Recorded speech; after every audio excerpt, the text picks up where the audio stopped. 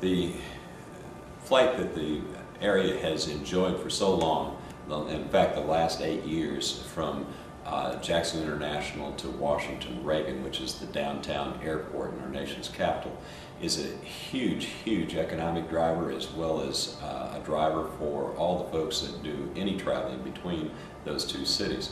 And we are losing that service from the carrier that had it. In fact, it ended last Friday.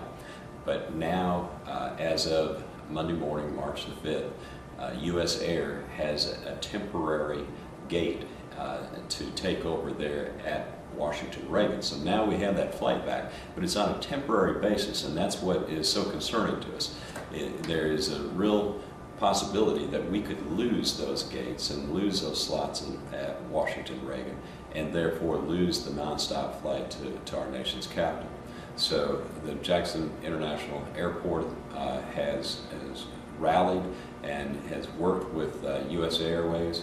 The business community has come forward, and we are also part of the team and working on trying to keep that airline, US Air, to be able to service that particular route for us. It is, like I say, a very vital ingredient to our economic development side, as well as just the quality of life. There are so many folks that go to Washington D.C. for all types of reasons, but when you can fly up in the morning and fly back that night, it's a quality of life issue as well. We get people home at night and they're with their families, and it doesn't cost as much for the businesses to send them. It's just a tremendous advantage to have for a community, and we surely don't want to lose that. Would you anticipate, would you want US Airways to have a permanent partnership with the airport authority, or are you maybe looking at other vendors, or are you putting bids out for other vendors, or how does that work? The process is such that the Secretary of Transportation, Ray LaHood, gets to make that decision.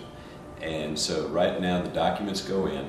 Everybody that wants those gates, those slots is what they actually call them at Washington Reagan, can partner up with the community. So there are other carriers out there in the country that are saying, we have partnered up with such and such city and we want to apply for those gates. And they're in competition with us. So now this is a competition.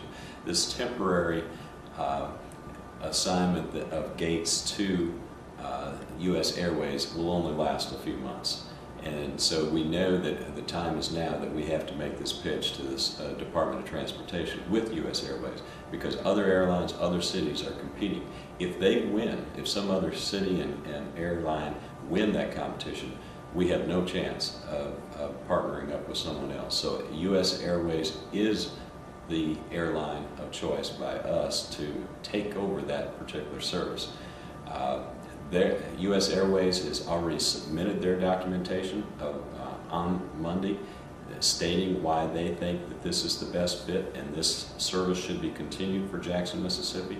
Now as the community comes together, the airport and the Greater Jackson Partnership and all the other folks that want to join in on the attempt to keep this service, we will gather that up, and our report will be going in towards the end of this month to Secretary LaHood, and as we try and make sure that we win this competition against all the rest of the airlines and city pairs that are out there.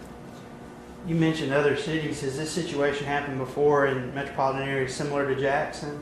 We compete for different non-stops or connectivity to other airports around the country, but in this particular case it really is a different animal, because in D.C.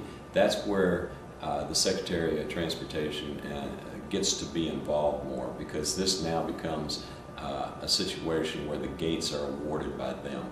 Whereas if you have a gate opening in Chicago O'Hare, but American Airlines already has that, they can just switch that out and do something else that they want to do.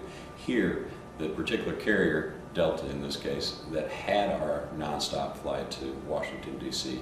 decided to give up the Jackson flight. When they did, they gave up the rights to that slot. So therefore now somebody else has the right to come in and bid for it, but they have to do it before the DOT.